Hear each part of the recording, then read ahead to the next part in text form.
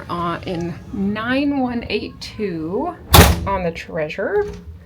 Beautiful aft veranda for a 7-night sailing here. Here is our bathroom, split bathroom, as is normal on Disney Cruise Line.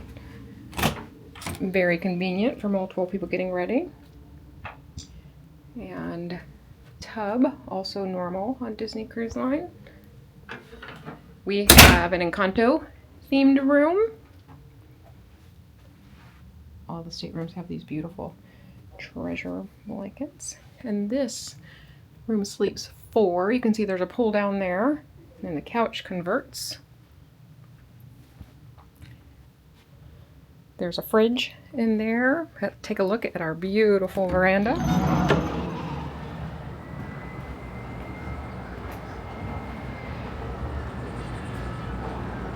And we're in Port Canaveral.